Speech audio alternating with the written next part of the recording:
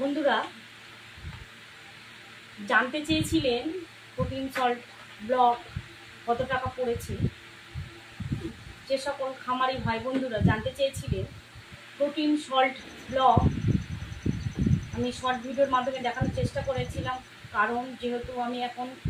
কারণ এখন বর্ষাকাল চলছে, আর বিশেষ করে বর্ষাকালের মধ্যে কাঁচা ঘাসের জোগান আমি একদমই দিতে পারি না। সেই জন্য কাঁচা ঘাসের ঘাটতি মেটানোর জন্য প্রোটিন সল্ট ব্লক দিতে হবে। কারণ ছাগল মাঠে যেতে পারে না। এই বর্ষার সময় প্রায় 4 মাস মতো ছাগল ঘরে খায়। 4 মাস টোটালি আমার স্টল ফিডিংয়ে খাওয়াতে হয়। সেই জন্য প্রোটিন ছাগলকে দিতেই হবে মাস্ট। সেই প্রোটিনের সোর্সটা না পেলে ছাগলের বিভিন্ন রকম সমস্যা আসবে। সেই জন্য সেই প্রোটিন দিতে গেলে আমাদের এই প্রোটিন সল্ট ব্লক ফ্লিপকার্ট বা অ্যামাজনে পাওয়া যায়। এটা 270 টাকা 1 কেজি। এটা 1 কেজি থাকে, এর মধ্যে 270 টাকা বক্সে। যদি একসাথে আপনি 5টা নেন তাহলে 1200 টাকার মধ্যে পড়ে যাবে। এটা 1200 টাকার মধ্যে হয়ে যাবে, একটু কমের মধ্যে হয়ে যাবে একসাথে যদি আপনি 5টা নেন।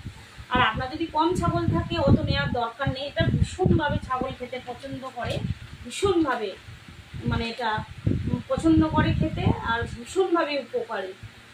বন্ধুরা এইভাবে আপনারা প্রোটিন সল্ট ব্লক খাওয়ান। এর মধ্যে প্রচুর গুণাগুণ আছে, অবশ্যই কার্যকরী দেবে ছাগলে। বিভিন্ন সমস্যা আসলে আমরা প্রচুর পরিমাণে মেডিসিন প্রয়োগ করি। আমরা মেডিসিন বেশি প্রয়োগ করবই না ছাগলে। মার্কেটে বিভিন্ন ধরনের ব্লক রয়েছে, কিন্তু সব থেকে কার্যকরী ব্লক হচ্ছে এই ব্লক। এর মধ্যে প্রোটিন পার্সেন্টটা সব থেকে বেশি রয়েছে, তার জন্য দিতে হবে। আপনারা যদি মেডিসিনের ওপর ভিডিও দেখতে চান, কোন মেডিসিনের ওপর আপনারা ভিডিও দেখতে চান আপনারা কমেন্ট বক্সে কমেন্ট করে জানাবেন। অবশ্যই আমি তার উপর ভিডিও আনবো যে কোন মেডিসিন সম্বন্ধে আপনারা জানতে চান, কিভাবে আমরা মেডিসিন প্রয়োগ করব। যে সমস্যার জন্য আমরা অ্যান্টিবায়োটিকটা ব্যবহার করছি, আদৌ সেই ছাগলটা সেই অ্যান্টিবায়োটিকটা নিতে পারবে তো আমাদের জানতে হবে। এই সব কিছুই আমাদের জানতে হবে, না হলে আপনার ছাগল ক্ষতি অবশ্যম্ভাবী।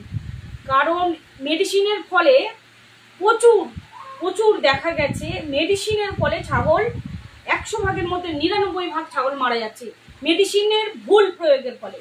কারণ মেডিসিনের প্রয়োগ যদি না ঠিকঠাক না জানা থাকে, যে কোনো মেডিসিন সম্বন্ধে যদি আপনাদের ভিডিও দেখতে চান তাহলে কমেন্ট বক্সে কমেন্ট করুন।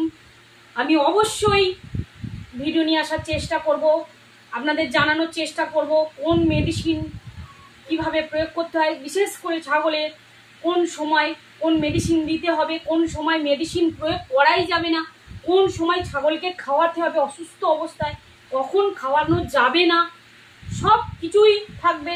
আপনারা কমেন্ট বক্সে কমেন্ট করে জানাবেন, অবশ্যই আমি ভিডিও আনবো। ভালো থাকবেন, থ্যাংক ইউ, ধন্যবাদ ভিডিওটা দেখার জন্য।